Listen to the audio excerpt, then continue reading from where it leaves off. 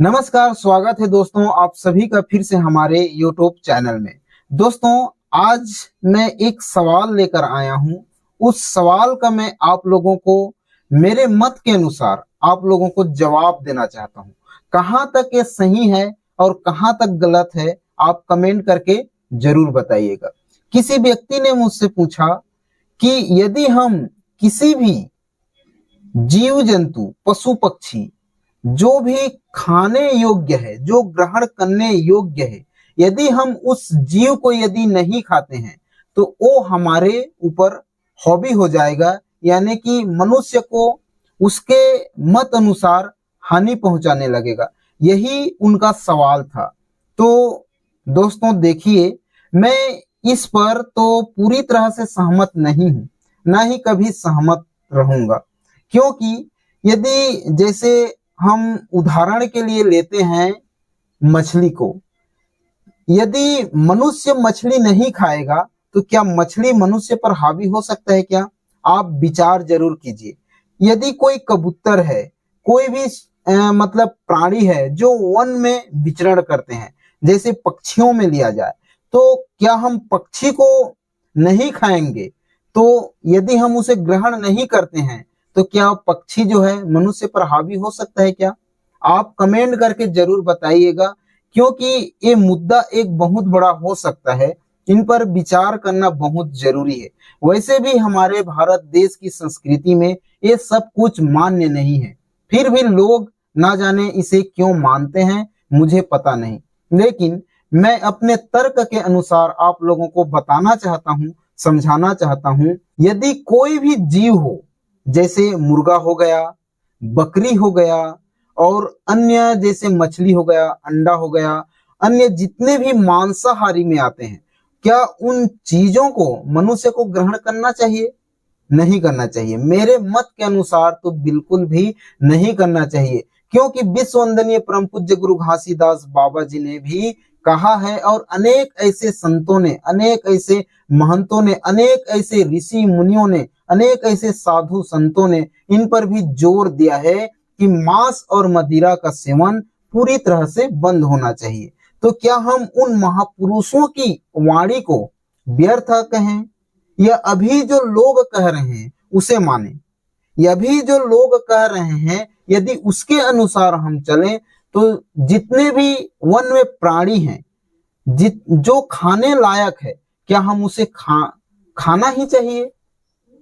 आप कमेंट करके जरूर बताइए। जैसे पक्षी हो गया, पक्षी को हम ले लेते हैं उदाहरण में, तो क्या हमें सारे पक्षियों को मारकर खाना चाहिए? आप कमेंट करके जरूर बताइए। यदि हम उन महापुरुषों की वाणी को देखते हैं तो उसके अनुसार तो बिल्कुल नहीं खाना चाहिए। और मेरे मत के अनुसार भी हम जीवों की हत्या करके उनकी मांस का ग्रहण नहीं कर सकते, चाहे वो जीव पहले से ही मृत क्यों ना हो, फिर भी उसे ग्रहण नहीं किया जा सकता, क्योंकि ये मनुष्य के योग्य ही नहीं है।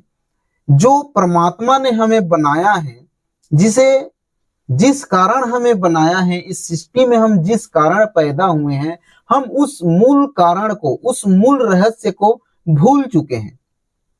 यदि हम उस मूल कारण को, मूल रहस्य को भूल चुके हैं, तो इसके लिए हमें सर्वप्रथम गुरु के शरण में जाना चाहिए। जो गुरु हमें सही मार्गदर्शन दे, जो गुरु हमें सही रास्ता की ओर ले जाए, जो हमें मोक्ष और मुक्ति की मार्ग को बता सके, हमें ऐसे गुरु की तलाश करनी चाहिए और उनके शरण में जाना चाहिए। क्योंकि कई वर्षों पहले गौतम बुद्ध ने भी कहा है, इन सारी चीजों को मना किया है। क्योंकि भगवान बुद्ध तो ये भी कहते हैं, क्योंकि भगवान बुद्ध कहने से पहले मैं आपको बता दूं, क्योंकि जो बुद्ध है वो स्वयं को भगवान नहीं मानते थे। वो एक जैसे मनुष्य हैं उसी तरह से आम मनुष्य मानते हैं। वो बुद्धत्व को प्राप्त कर लोगों को जो ज्ञान देता है उसी को वो सार मानते थे। जहां तक बुद्ध का मत था कि हर जीव जंतु, पशु पक्षी, मानव प्राणी सब एक समान है, सब में वही जीव आत्मा निवास है। और विश्व वंदनीय परम पूज्य गुरु घासीदास बाबा जी का भी कहना है कि जितने भी जीव प्राणी हैं सब एक समान है। और बाबा जी ने ये भी कहा है कि मनखे मनखे एक बराबर। तो पूरा मानव तो एक समान है और जीव जो भी है वो एक समान है, क्योंकि वो जीव वर्ग में आते हैं और हम में भी जीव है, लेकिन जीव में जो समानता है वो भिन्न तरह के क्यों माने जाते हैं। भले ही हम शरीर रूपी अन्य हैं, जैसे कोई चींटी में भी देखें तो वही जीव निवास है, वही परमात्मा का अंश उसमें विद्यमान है। यदि किसी व्यक्ति में हम देखें तो उसमें भी वही परमात्मा का वास है और उसी में भी वही समाहित है। यदि हम किसी हाथी में देखें, किसी अन्य जीव में देखें, किसी अन्य पक्षी में देखें, या भिन्न भिन्न तरह के जितने भी अदृश्य हमारे आंखों से भी नहीं देखा जा सकता, उनमें भी वो परमात्मा का वास होता है। तो फिर हम ऐसे प्राणी को भक्षण क्यों करें जो हमारे योग्य ही ना हो। यदि आपको मांस खाना ही है तो आप शेर की मांस को खाकर देखो।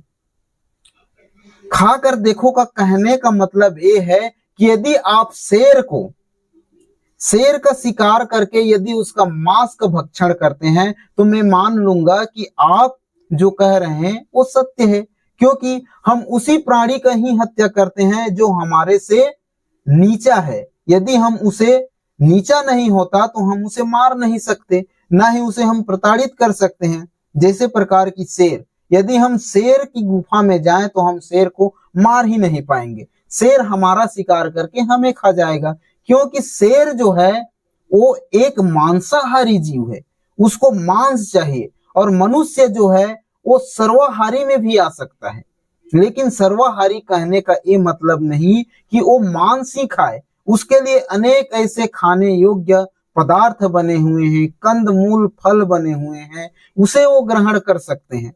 फिर मांस ही क्यों?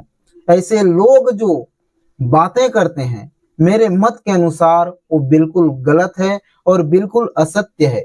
क्योंकि यदि लोग कहते हैं ना कि जो ब्रह्मा है वो सृष्टि करता है, जो विष्णु है वो पालन करता है, जो शंकर जी हैं वो संहार करता है, तो हम क्यों संहार करता बने?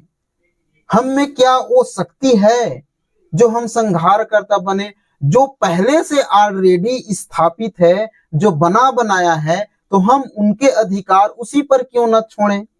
यदि वो हावी होगा, वो जीव जंतु पशु पक्षी, तो उसको देखने के लिए पहले से शंकर जी हैं। जो पालन करता है, यदि सृष्टि में पालन की पूर्ति नहीं होता तो उसके लिए तो विष्णु जी हैं। मैं उन्हीं ग्रंथों और वेदों के अनुसार इसको बताने का प्रयास कर रहा हूं।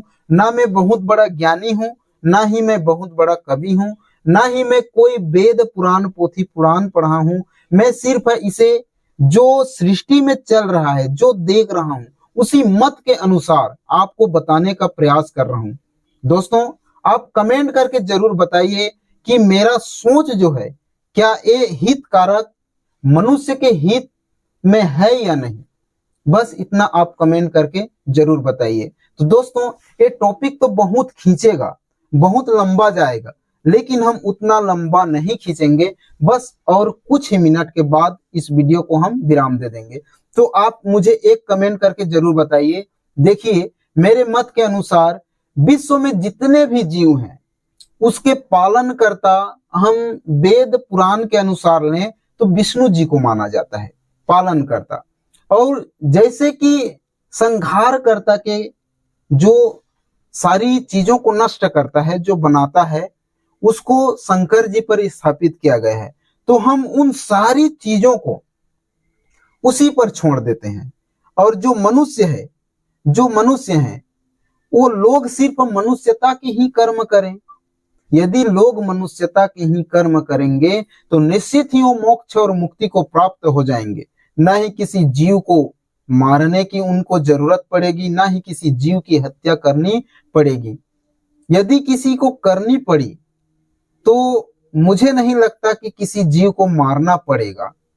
आज तक देखिए, विश्व में अनेकों संत हुए, अनेक महंत हुए, अनेक ऋषि मुनि संत साधु योगी बहुत ऐसे हुए जिन्होंने बताया, जिन्होंने अपने वाणी में विचार दिए कि ये सब चीज जो है, जीव हत्या, मदिरा पान, दूसरे स्त्री पर नजर गड़ाना या कई तरह के ऐसे बातें कहे जाए, उस सब चीज को उन्होंने व्यर्थ माना है। यदि उनका कहना सत्य है तो आज भी वो अटल सत्य है, क्योंकि उनकी वाणी आज भी है। हालांकि वो सभी अभी नहीं है, लेकिन वाणी के रूप में, शब्द के रूप में अभी भी वो विद्यमान है।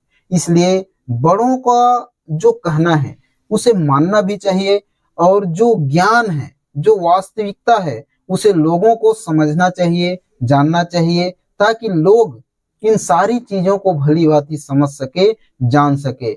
हर जीवों में वही जीव, जो वही प्राणी है, जो वही परमात्मा का अंश है, वो सब जीवों में निवास करता है। क्योंकि यदि हम अपने हाथ को यदि काट दें, यदि पैर को काट दें, यदि हमारे शरीर के किसी भी अंग को काटा जाता है तो हमें भी दर्द होता है। ठीक उसी भांति विश्व में जितने भी जीव हैं, जितने भी प्राणी हैं, सबको चोट होता है, सबको दर्द होता है, सबको दर्द का महसूस होता है। आप देखिएगा, अगर पीछे से यदि कोई चींटी आपको काट रहा है, यदि आप हाथ लोगे पीछे तरफ तो दूर चला जाता है, क्योंकि उसे भी भय है, उसे भी डर है। किस लिए? अपने मृत्यु का भय, अपने मृत्यु का डर कि ये व्यक्ति मुझे मार ना दे। ठीक उसी तरह हम भी एक दूसरे से डरते हैं। तो ऐसा मेरे अनुसार तो बिल्कुल नहीं होना चाहिए, और आप सभी को मेरे तरफ से यही संदेश देना चाहता हूं, हर जीव प्राणी को जीने का अधिकार है। सब जो मनुष्य है, वास्तविक मनुष्य के जो लक्षण हैं, इस पर कई वीडियोस बने होंगे, मुझे पता नहीं, लेकिन आप YouTube पर सर्च करेंगे तो आप लोगों को देखने को, सुनने को मिल जाएगा। दोस्तों, यदि आपको हमारा वीडियो पसंद आए तो वीडियो को जरूर लाइक कीजिएगा, कमेंट कीजिएगा और शेयर जरूर कीजिएगा। इसी तरह की वीडियोस देखने के लिए आप हमारे YouTube चैनल को जरूर सब्सक्राइब कीजिए। मिलते हैं फिर एक नए वीडियो में, तब तक के लिए नमस्कार।